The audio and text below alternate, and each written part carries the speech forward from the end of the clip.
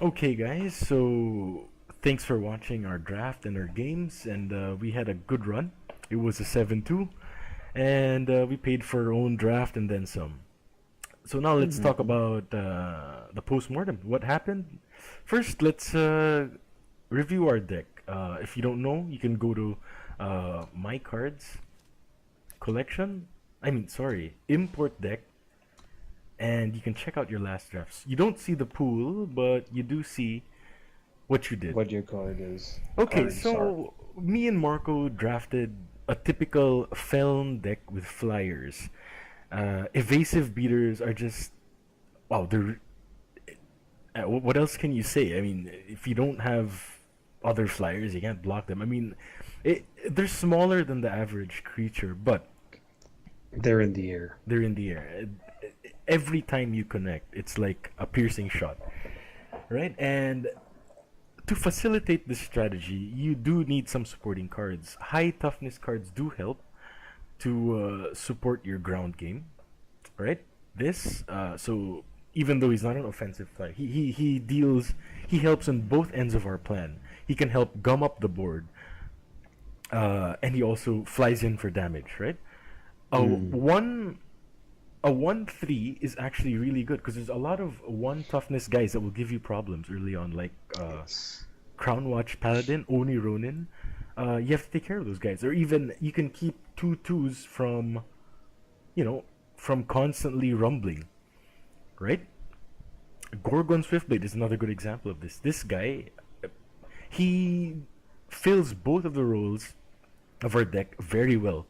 First of all, he's a high toughness two to cast creature, so same as we just talked about, he holds a lot of the weaker creatures at bay, and Mm. he is a pretend flyer once you infiltrate with him, because yeah, he will always get in for More than two damage. people need to Yeah, block you him. need to triple block him. I mean, unless you're packing, wow, double assembly line, you're not killing this guy. Yeah, Scaly Gruan. Wow, I really like this. If you guys didn't know, a few weeks ago this guy was 3 to cast, but at 2 he becomes a mainstay in blue drafts for me. Like, I agree. yep, I love them casting Oni Ronin or Grenadin Drone, stuff like that, and then you drop Scaly Gruan and their party stops. I think you could see Mm. that in our second to the last game. Scaly Gruan just held the fort. He held the fort. He held the fort. Again, Bloodcaster. He does his job. Never got to use it, but Yeah. His main he does the job. purpose is his fat butt. Two He's five the for fat brother three. of Scaly Gruan. Yep, he's the fat brother. If Scaly grew on, look at him. He's crouching down. He's saying, "Yo, when I grow up, I want to be like you." Actually, it could be just him standing up. We would never know. Could be. It Yeah, we could be. don't know. Actually, it could be. It could be. Look at the back. It's kind of right. Do you see his mask? His mask of teeth, dude. We're onto something here. We're onto We something here. are. Yeah, right. If he opened his mouth and stood up, it's them Bloodcaster. So yeah, what else? So a lot of you guys would think that just flyers is enough. No, it's really not, because your flyers are on average much smaller than the creatures on the ground. So if you get into a fist fight with basic creatures, like, you're gonna lose. You're gonna lose. Yeah. You can't just rely on a race. Yeah, you'll win some games, but don't leave it to wishful thinking. You must draft at least some fat guys. So yeah, there you go. Overall, if I could change this deck with our current, what was weak here? Jarl's Frostkin is probably the weakest card in this deck. I Well, mean, actually, Gerald, Back actually he's Alley, okay. Yeah, they help gum up the board. true, true. Back alley is probably a little worse than Jarl's. But yeah, just remember, if you're drafting this archetype, you need to have a ground game. You can't just race in the air and pray. That's just dumb. Right?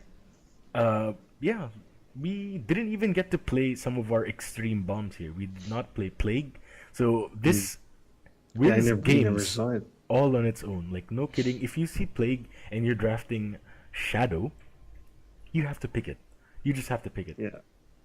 Xenon Cultist is, yeah, again, he was just a body, underwhelming. Thing is, our pool was pretty bad. If you go watch our draft again, our pool was really bad.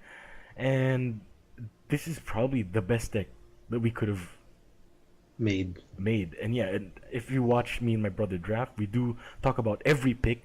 So yeah, you might want to check that out. So yeah, ultimately, when you're in Shadow, there are a lot of things that you can take. There are very good cards. Rapid Shot is an absolute wow. Must. It's a must. The blowout potential of this is just godlike. It's godlike. You trade up and your guy wins. Yeah. It's a 4 damage nuke if they let your guy through.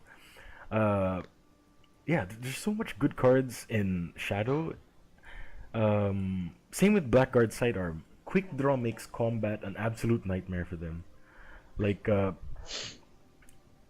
yeah, then what else can I say? I mean, we drafted triple Sky Snapper. These guys just carried us. That guy. It carried us in their mouth. No joke. Yeah, there you go. I guess that was a good run, and that's how you win with Felon Flyers. Right, and then again, watch us next time. It's me, Mike, and my brother, Marco? and yeah, wish us luck next time. Bye.